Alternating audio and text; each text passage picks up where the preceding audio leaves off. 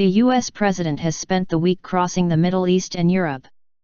But much has been made of a clip purportedly showing Melania swatting her husband's hand away after he went to hold hands with her while on a red carpet in Israel on Monday.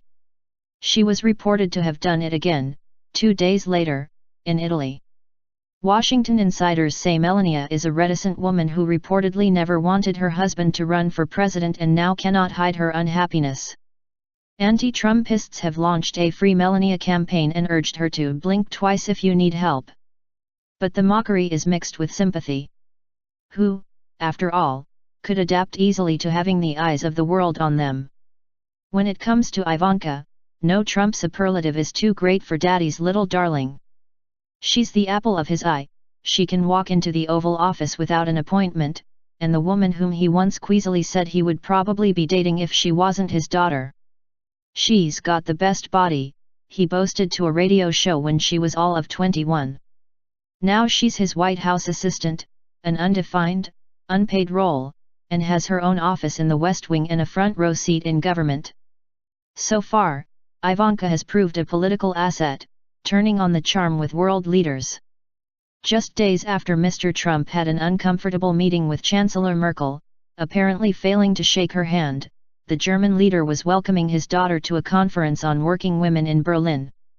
The president can rely on his daughter to get opponents eating out of his hand. You can't call yourself a Trump and not make money off the family name. Melania and Ivanka have both had their own commercial product ranges. Having launched a range of accessories for young urban women, Ivanka has seen retailers drop her products. Conversely, when liberals called for a boycott of her products earlier this year, analysts reported her sales shot up by 347%. As for brand Melania, pre-election, she had several stabs at monetizing her name but hardly set the retail world alight. They included Melania timepieces and jewelry and a caviar-based anti-aging cream. First Lady of Business? Ivanka. Just like Daddy, she likes to make a buck.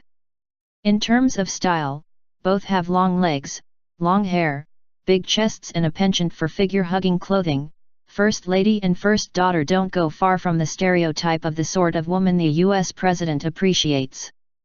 Mr. Trump is a man who has always relished the company of glamorous women and his wife and daughter certainly don't let him down. It was hard to keep up with their costume changes this week, as a stream of expensive outfits passed in a blur.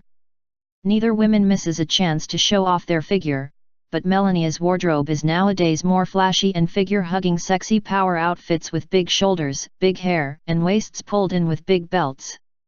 Her wardrobe is full of sheath dresses, belted raincoats, and pencil skirt suits. Every occasion calls for a style statement, as when the Trump ladies insisted on wearing long-sleeved black dresses and veils to meet the Pope this week. The veils were unnecessary, as Pope Francis is trying to discourage such old-fashioned dress codes. The style crown goes to Melania, who this week left even the chic French First Lady Brigitte Macron in the shade when the two met in Brussels. The two main women in Mr. Trump's life couldn't have less in common. Melania was born in Slovenia in what was then part of the Socialist Federal Republic of Yugoslavia.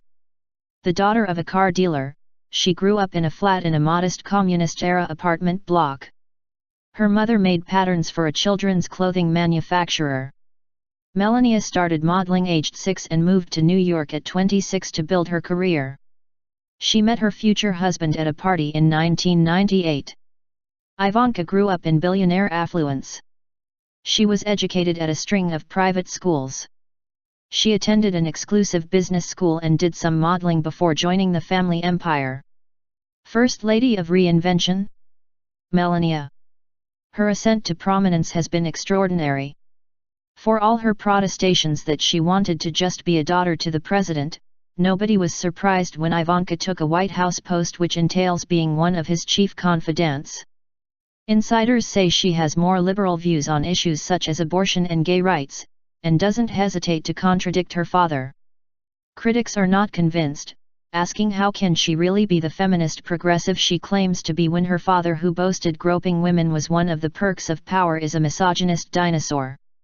While Ivanka was a regular stand-in for her father on the campaign trail, Melania was a reluctant campaigner during the election.